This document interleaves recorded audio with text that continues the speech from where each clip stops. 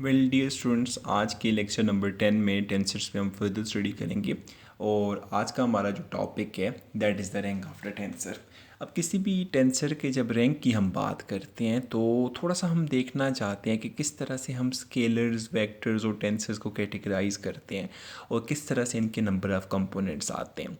आपकी जो course book HK Das and Rama Verma वाली, यहाँ पे थोड़ा सा कंट्रावेरिएंट और कोवेरिएंट टेंसेस की फॉर्म में लिखे हुए हैं रैंक्स। मैं थोड़ा सा एक डिफरेंट स्टाइल में लेके चलूँगा, जो आपका बैकग्राउंड नॉलेज है उसको और इसके नंबर ऑफ़ कंपोनेंट्स और नंबर ऑफ़ स्पेसिस के बारे में थोड़ा सा कॉन्सेप्ट लेंगे। जब हम फर्दर टॉपिक्स में अबाउट कोवेरिएंट एंड कंट्रावेरिएंट टेंसेस पढ़ेंगे, फिर उसके बाद हम इस पे बात कर सकेंगे कि इस टेबल में जो वैल्यूज़ हैं उनको हम किस स्टाइल में लिख सकते हैं। सबसे पहले हम रैंक ऑफ द टेंसर के बारे में बात करें। हम ये कहते हैं the rank of a tensor is the number of indices in the sample representing a tensor.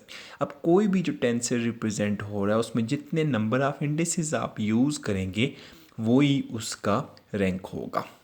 अब अगर आपके पास n डायमेंशनल स्पेस हो तो उसमें number of components of a tensor of rank r is n power r। यहाँ पे मैं दो चीज़ें यूज़ कर रहा हूँ, एक n यूज़ किया है, एक r यूज़ किया है। n आपकी नंबर ऑफ डायमेंशंस के लिए यूज़ होता है, r आपका रैंक ऑफ द टेंसर के लिए यूज़ होता है। आप जैसे बिगिनर्स लेवल पे क्लासिकल मैकेनिक्स में या क्वांटम मैकेनिक्स में स्टार्ट करते हैं, आप कहते हैं आपके पास सिंगल डायमेंशन है लाइक एक्स एक्सिस। फिर जब आप x और y को ले लेते हैं, आप कहते हैं एक्स वाई प्लेन है, आप लोग यहाँ पे 2 डायमेंशंस यूज़ कर रहे हैं। फिर इसी तरह से जब आप x y z तीनों को यूज़ करते हैं तो इसका मतलब है आप लोग स्पेस में चले गए या 3 डायमेंशंस में। और जब आप लोग टाइम को इन्वॉल्व कर लेते हैं तो वहाँ पे आपकी 4 डायमेंशन टाइम आ जाती है। जनरली हम कहते हैं कि हम लोग जो नॉर्मल कैलकुलस सॉल्व कर रहे थे वहाँ पे हम लोग टाइम के बारे में इतना इंटरेस्टेड नहीं होते। एक्स वाई जी में आपने मोस्ट ऑफ द वेक्टर्स को सॉल्व किया, 3 डायमेंशनल स्पेस को आप सॉल्यूशंस में लेके जा रहे थे। अभी आप क्लासिकल क्वांटम मैकेनिक्स में जब आप यूज़ करेंगे तो वहाँ पे आप 4 डायमेंशनल स्पेस की बात कर रहे हैं। अब नंबर ऑफ़ डायमेंशंस रियलिटी में कितनी एग्जिस्ट करती हैं, जो सिंपलेस्ट कॉन्सेप्ट हमने देखा था वो 3 डायमेंशंस के बारे में है। फिर उसके बाद 4 डायमेंशंस का कॉन्सेप्ट जो है वो आइंस्टाइन ने यूज़ किया। इसी तरह से फर्दर स्टडीज़ में इवन आपकी 5 डायमेंशंस हैं, 7 के बारे में, 11 के बारे में, लेकिन वो आपके लेवल पे नहीं है। जस्ट हम लोग थोड़ा सा फोकस्ड रहेंगे 3 और 4 डायमेंशंस के बारे में। फॉर द मोमेंट जो मैं स्टडीज़ करना चाह रहा हूँ या जो मैं रैंक ऑफ द टेंसर उसके कंपोनेंट्स की बात करना चाह रहा हूँ वो 3 डायमेंशंस में लेके चलूँगा, क्योंकि 3 डायमेंशंस आप काफ़ी इजीली विजुलाइज कर सकते हैं और इसके कंपोनेंट्स वगैरह आपने वेक्टर एनालिसिस में काफ़ी हद तक लिखे होंगे। अब अगर मैं सबसे पहले बात करूं तो मेरे पास जो मिनिमम रैंक अवेलेबल होता है दैट इज़ रैंक 0। फिर उसके बाद और रैंक क्या हो सकता है, ऊपर जाते जाए रैंक 1, फिर फर्दर रैंक 2, फिर उसके बाद रैंक 3 और rank 4 up to so on आ सकता है। यहाँ पे जो मैंने 0 1 2 3 4 लिखे थे ये आपके पास रैंक थे किसी भी टेंसर के लिए। और जो मैं नंबर ऑफ़ स्पेसेस यूज़ करना चाह रहा हूँ या नंबर ऑफ़ डायमेंशंस यूज़ करना चाह रहा हूँ वो मैं 3D के हिसाब से भी देखूँगा, 4 डायमेंशंस भी साथ साथ किसी जगह पे लिख लेंगे। सबसे पहले जो आपका रैंक 0 है, जो मिनिमम डायमेंशंस होती हैं, इसको आप नाम देते हैं कि रैंक 0 का जो टेंसर होता है ये स्केलर फिजिकल क्वांटिटी कहलाता है। इसी तरह से जो रैंक 1 है ये आपके पास वेक्टर फिजिकल क्वांटिटी होती है, जो कि ऑलरेडी आप लोग पढ़ चुके हैं। फिर उसके बाद 2 3 4 जो हैं ये आपकी टेंसर्स आते हैं। जैसे आपने मैक्सवेल स्ट्रेस टेंसर पढ़ा था या इसके अलावा बाकी जो आप वैल्यूज़ पढ़ते हैं इलास्टिक टेंसर्स के बारे में, ये आपके लाइक 2 3 4 हैं उसमें जा सकते हैं। अब अगर मैं 3 डायमेंशन स्पेस में बात करूं तो मैंने फार्मूला जो लिखा था वो n पावर r का लिखा था। तो इसका मतलब है अगर हम 3 डायमेंशन स्पेस में देखना चाहें कि एक स्केलर के कितने कंपोनेंट्स होने चाहिए तो यहाँ पे n नंबर ऑफ़ डायमेंशंस मैंने 3 लिया हुआ है और रैंक इसका 0 लिखा हुआ है। इसके नंबर ऑफ़ कंपोनेंट्स किसी भी स्केलर को रिप्रेजेंट करने के लिए वो 3 पावर n होगा। 3 पावर n का मतलब है 3 power 0 which is equal to 1।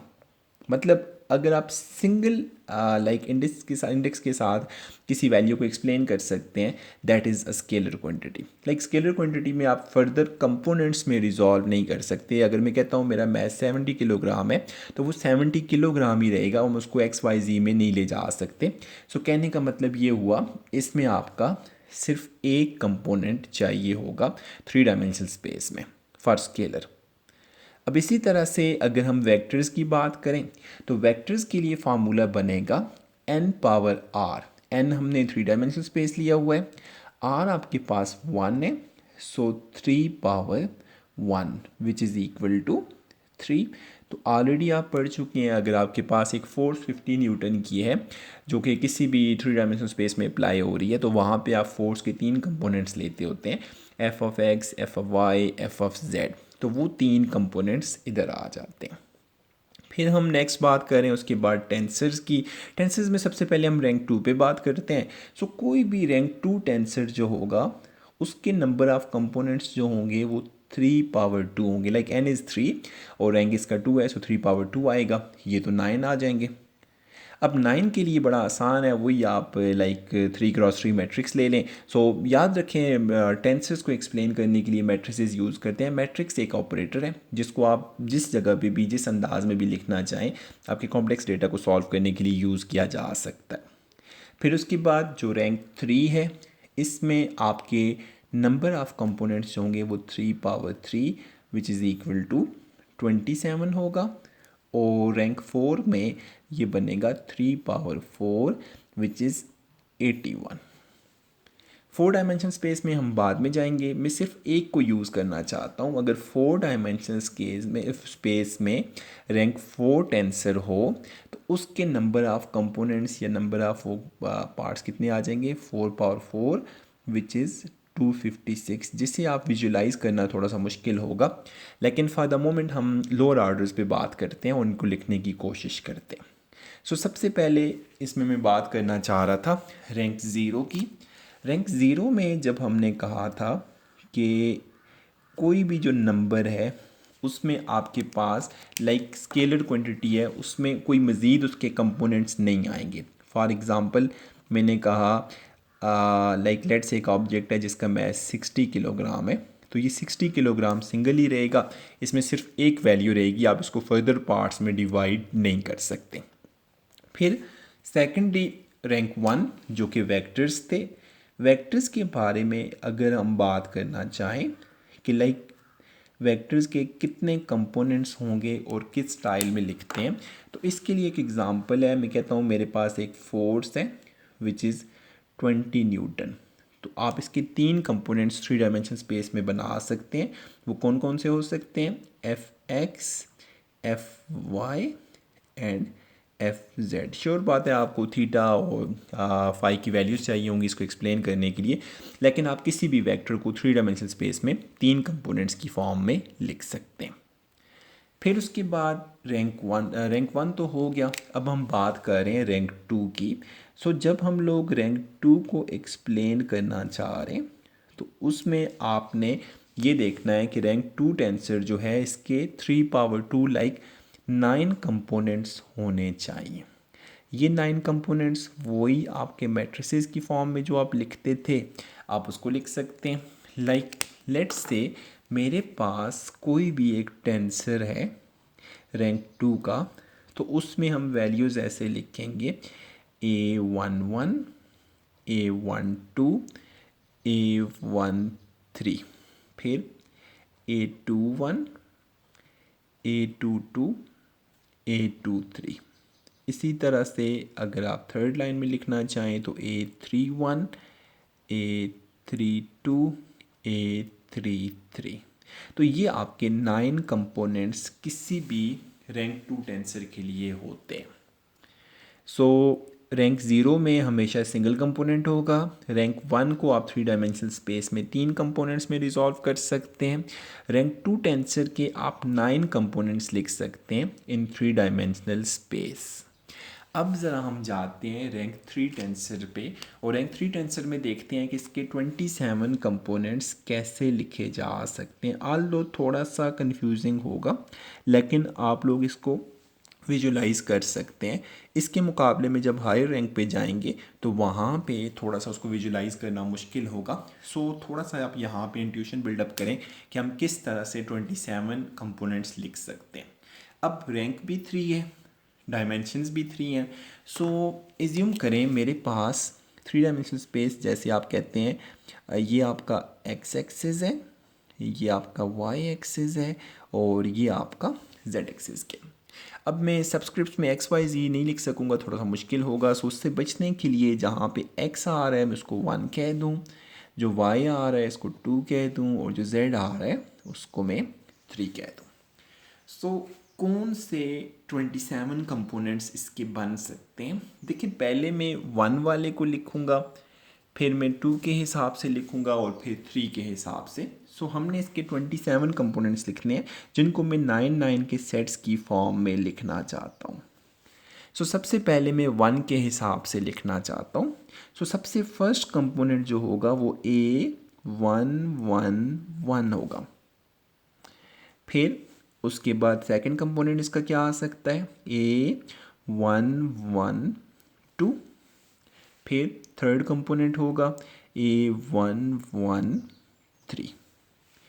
इसी तरह से जब आप सेकंड रो में जाएंगे तो ये बनेगा A1 2 1, फिर A1 2 2, फिर उसके बाद थर्ड वन बनेगा A1 2 3। फिर अगर आप थर्ड लाइन में जाना चाहें A1 3 1, A1 3 2 और A1 3 3। अब ज़रा अगर आप अपने रैंक 2 टेंसर को और रैंक 3 टेंसर को देखें तो इसमें एक बहुत बड़ी इंटरेस्टिंग बात ये है कि ये जो 1 1 1 2 1 3 था एग्जैक्टली उसी स्टाइल में भी 1 1 1 2 1 3 चल रहे हैं। सिर्फ फ़र्क क्या है कि थर्ड डिजिट में आपने 1 इंट्रोड्यूस कर दिया। लाइक ये जो सबस्क्रिप्ट में 1 1 1 है, 1 2 1 1 1 2 है, 1 1 2 और 1 1 3 है, तो इनमें आप just tens digits hundreds place पे 1 को हटा दें तो एग्जैक्टली वही चीज़ बनती है। सो 9 कंपोनेंट्स जो हमने 1 के हिसाब से लिखे थे, अब एग्जैक्टली यही 9 कंपोनेंट्स हम विद रिस्पेक्ट टू 2 लिख सकते हैं इसको, और फिर यही 9 कंपोनेंट्स हम विद रिस्पेक्ट टू 3 लिख सकते हैं। सो ये वाले कंपोनेंट्स मैंने विद रिस्पेक्ट टू 1 लिखे थे। अब नेक्स्ट 9 कंपोनेंट्स में विद रिस्पेक्ट टू 2 ये लिख रहा हूँ, लाइक 2 1 1 2 1 2 2 1 3 2 2 1 2 2 2 2 2 3 3 2 3 1 2 3 2 2 3 3। सो ये 9 कंपोनेंट्स लिखते हैं तो ये कुछ ऐसे आएंगे आपके पास A2 1 1, A2 1 2, A2 1 3। फिर सिमिलरली उसके बाद नेक्स्ट क्या आएगा, A2 2 1, A2 2 2, A2 2 3। फिर A2 3 1, A2 3 2 और A2 3 3। सो आपके नंबर ऑफ कंपोनेंट्स अब कितने हो गए, 9 ये और 9 ये 18। अभी स्टिल 9 कंपोनेंट्स रहते हैं। वो कंपोनेंट्स क्या होंगे, यही वो वैल्यूज़ थी। अब आप इसको लिख रहे हैं विद रिस्पेक्ट टू 3, तो 3 के हिसाब से लिखने के लिए उसी तरह से आप लिखेंगे first of all A3 1 1, A3 1 2, A3 1 3। फिर A3 2 1, A3 2 2, A3 2 3। फिर A3 3 1, A3 3 2 और A3 3 3। सो ये आपके 9 कंपोनेंट्स विद रिस्पेक्ट टू 3 आ गए। ये 9 कंपोनेंट्स आपने विद रिस्पेक्ट टू 2 लिखे थे और ये 9 कंपोनेंट्स आपने विद रिस्पेक्ट टू 1 लिखे थे। अब इसको 1 2 3 के लिए आप ऐसे इमेजिन कर सकते हैं कि आपके पास कोई ऐसा बॉक्स, कोई ऐसा ऑब्जेक्ट जो एग्जैक्टली 3 डायमेंशंस में क्यूब हो। तो जो क्यूबिक ऑब्जेक्ट होता है या क्यूबाइड होता है उसमें आपके पास 3 डायमेंशंस होती हैं, एक्स वाई जी। आपने पहले क्या लिखा, x के components in terms of y and z लिखे, फिर आपने y के components in terms of x and z लिखे, और फिर आपने z के components in terms of x and y लिखे। तो यहाँ पे आपके कुल मिला के 27 कंपोनेंट्स बन गए। अब इसी तरह से अगर आप लोग थोड़ा सा एडवांस जाना चाहें, अगर मैं टेंसर ऑफ रैंक 4 को लिखना चाहूँ 3 डायमेंशनल स्पेस में, तो आपके 81 कंपोनेंट्स बनेंगे। अब 81 कंपोनेंट्स आप ज़रा तो खुद ट्राई करने की कोशिश करें, लेकिन ऐसा हमें मैथमेटिकल इंटरप्रिटेशन में ऐसा इंटरेस्ट नहीं है। यहाँ से आप रैंक 0, 1, 2 और 3 को देख के इमेजिन कर सकते हैं कि आप किस तरह से रैंक 4 यूज़ कर सकते हैं। फिर उसके बाद अगर हमने रैंक 1, 2, 3 यहाँ तक तो डिस्कस हो चुका, अब ज़रा प्रैक्टिकली बात करते हैं। प्रैक्टिकली टेंसर्स कहाँ पे यूज़ होते हैं, कौन सी स्पेस यूज़ हो रही है, उसका रैंक क्या होता है। आप लोगों ने आइंस्टाइन की स्पेशल थ्योरी ऑफ रिलेटिविटी पढ़ी होगी, या उसके अलावा जनरल थ्योरी ऑफ रिलेटिविटी है। वहाँ पे आइंस्टाइन ने कॉन्सेप्ट यूज़ किया है स्पेस टाइम का।